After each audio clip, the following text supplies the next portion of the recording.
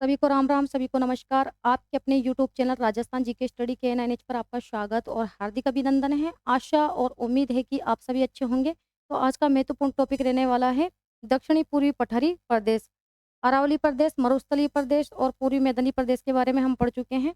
और महत्वपूर्ण टॉपिक है आज का दक्षिणी पूर्वी पठारी प्रदेश और यहाँ से एग्जाम में क्वेश्चन है जो कि पूछे जाते हैं। तो क्लास स्टार्ट करने से पहले आप सभी से रिक्वेस्ट है कि फटाफट क्लास के साथ जुड़ जाइए और दबा के एक बार क्लास को शेयर कर दीजिए। तो देख लेते हैं जो दक्षिणी पूर्वी पठारी प्रदेश है इसका क्षेत्रफल क्या है या कितने प्रतिशत यहाँ पर जनसंख्या निवास करती है।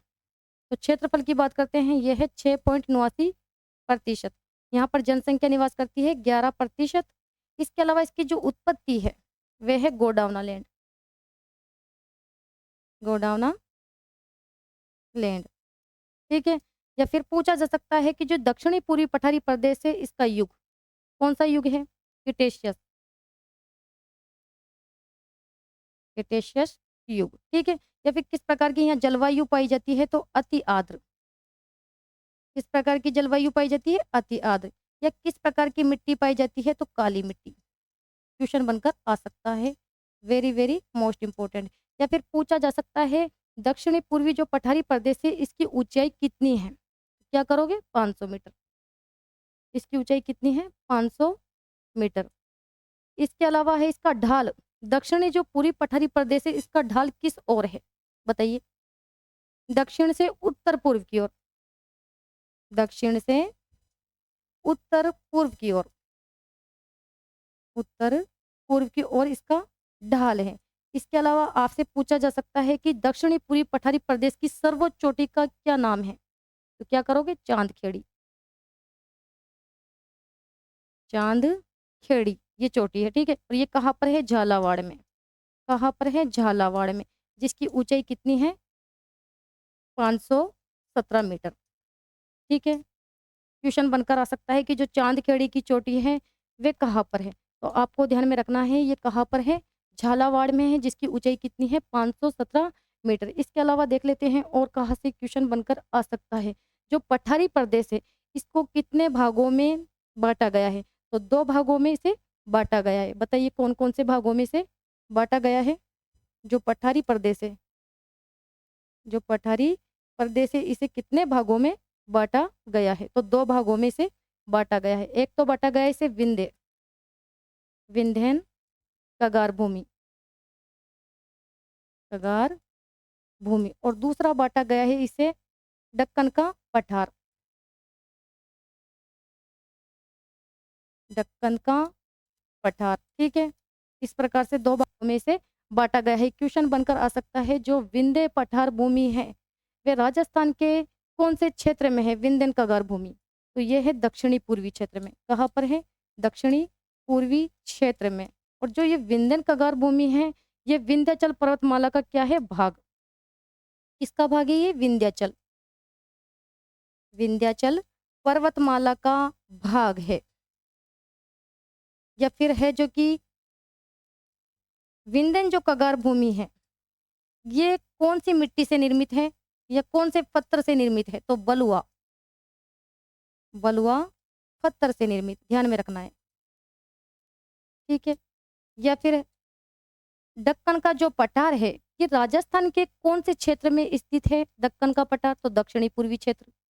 इसके अलावा दक्कन का जो पठार है इसका अन्य क्या नाम है? इसे जानते हैं लावा का पठार, लावा का पठार बोल दो आप, या फिर बोल सकते हैं मालवा का पठार, मालवा का पठार, या फिर बोल सकते हैं इसे हाड़ौती का पठार।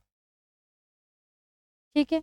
हाड़ौती का पठार। क्वेश्चन बनकर आ सकता है कि हाड़ौती का पठार राजस्थान के कौन से क्षेत्र में स्थित है? तो आपको ध्यान में रखना है दक्षिणी पूर्वी क्षेत्र में। या फिर लावा का पठार, मालवा का पठार या ढक्कन का पठार, तो ये राजस्थान के दक्षिणी पूर्वी क्षेत्र में स्थित है। ठीक है। यहाँ तक क्लियर। इसके अलावा देख लेते हैं महान सीमा भ्रंश। ये महान सीमा भ्रंश क्या है? बताइए। महान सीमा भ्रंश क्या है? फटाफट आंसर दीजिए। कि जहां पर अरावली और विंध्याचल पर्वतमाला का मिलन होता है उसे कहते हैं महान सीमा भ्रंश। कि जहां जहां पर अरावली वे विंध्याचल पर्वतमाला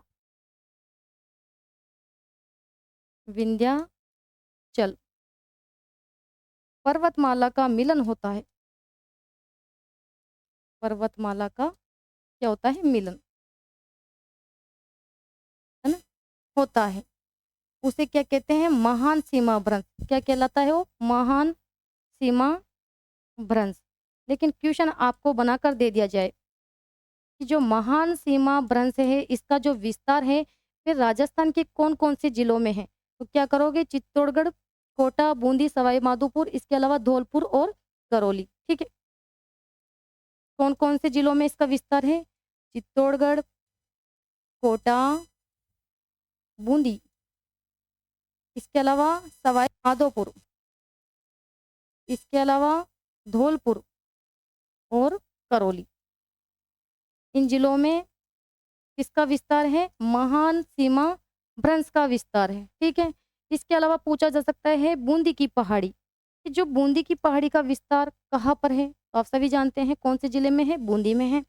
और कैसी आकृति की ये पहाड़ी होती है? तो अर्धचंद्राकार। कैसी होती है? अर्धचंद्राकार। इसका विस्तार है बूंदी जिले में। और कैसी पहाड़ियां होती है ये? अर्धचंद्राकार। अर्धचंद्राकार। ठीक है, या फिर पूछा जा सकता है कि बूंदी की सर्वोच्च चोटी का क्या नाम है? बताइए, बूंदी की सर्वोच्च चोटी का क्या नाम है? तो संतूर। क्या करोगे? संतूर। और जो ये संतूर की चोटी है इसकी ऊंचाई कितनी है? 353 मीटर। ठीक है, और कहाँ पर है ये चोटी? बूंदी में। ठीक है, बूंदी की सर्वोच्च चोटी है संतूर की चोटी, जिसकी ऊंचाई कितनी है? 353 मीटर। यहाँ तक क्लियर? इसके अलावा देख लेते हैं आडावाल का पठार। ये जो आडावाल का पठार है इसका विस्तार राजस्थान के कौन से जिलों में है? बताइए, कहाँ पर है इसका विस्तार? जो आडावाल का पठार है या पहाड़ी है इसका विस्तार राजस्थान के कौन से जिले में है? बूंदी और सवाई माधोपुर। सवाई माधोपुर। कई बार यहाँ से क्वेश्चन बनकर आता है कि आडावाल का जो पठार है या जो पहाड़ी है इसका विस्तार कहाँ पर है? तो बूंदी और सवाई माधोपुर। ये ध्यान में रखना है आपको। कहाँ पर विस्तार है? बूंदी व सवाई माधोपुर।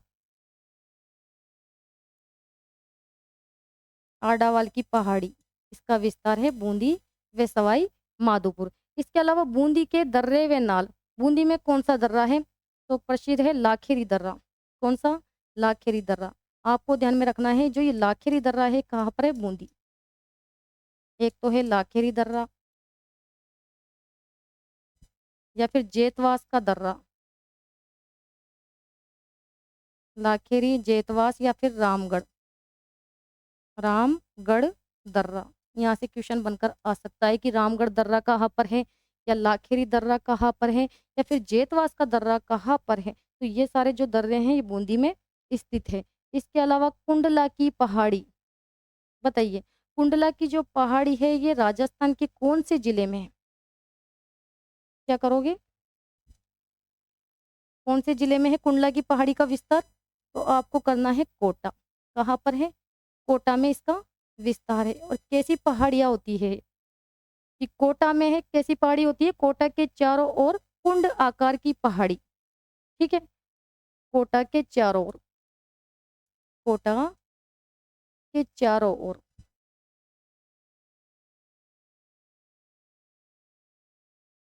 कुंड आकार की पहाड़ी।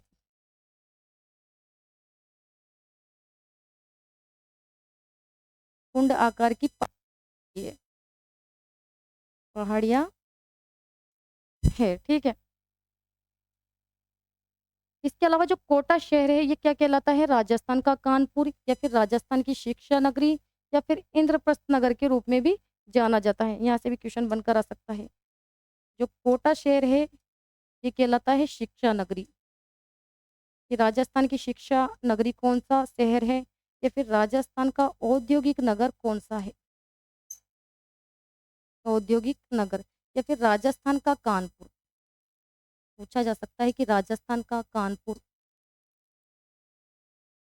या फिर पूछा जा सकता है राजस्थान का इंद्रप्रस्थ नगर। क्या पूछा जा सकता है कि राजस्थान का इंद्रप्रस्थ नगर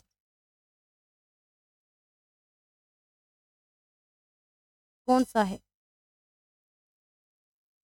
कौन सा है? कोटा। ठीक है, कोटा शहर। राजस्थान की शिक्षा नगरी, राजस्थान का औद्योगिक नगर, राजस्थान का कानपुर और राजस्थान का इंद्रप्रस्थ नगर के रूप में जाना जाता है कोटा। इसके अलावा गांधार उच्च भूमि, जो ये गांधार उच्च भूमि है इसका विस्तार राजस्थान के कौन से जिले में है? तो आपको करना है यहाँ पर झालावाड़। और जो गांधार उच्च भूमि है इसमें कौन सा किला है? तो आप सभी जानते हैं झालावाड़ में कौन सा किला है? गागरोन का किला। और कौन सी नदी के संगम पर है गागरोन का किला? बताइए। गागरोन का जो किला है ये झालावाड़ में तो है, लेकिन अगर पूछ लिया जाए कौन सी नदी के संगम पर है, किस नदी के संगम पर है, तो क्या करोगे बताइए? काली सिंध और आहू। आपको ध्यान में रखना है काली सिंध और आहू नदी के संगम पर है। ठीक है, तो ये जो दक्षिणी पूर्वी पठारी प्रदेश है इसकी भी मैंने आपको इम्पोर्टेंट थ्योरी बता दी है और यहाँ से एग्जाम में क्वेश्चन बनकर आ सकता है। Very very most important. तो आज की क्लास को मैं यहाँ पर समाप्त करती हूँ। क्लास अगर आपको अच्छी लगी हो तो लाइक कीजिएगा, शेयर कीजिएगा और चैनल पर पहली बार आए हो तो चैनल को सब्सक्राइब करना ना भूले। तो नेक्स्ट क्लास में मिलते हैं, तब तक के लिए धन्यवाद। Thank you so much.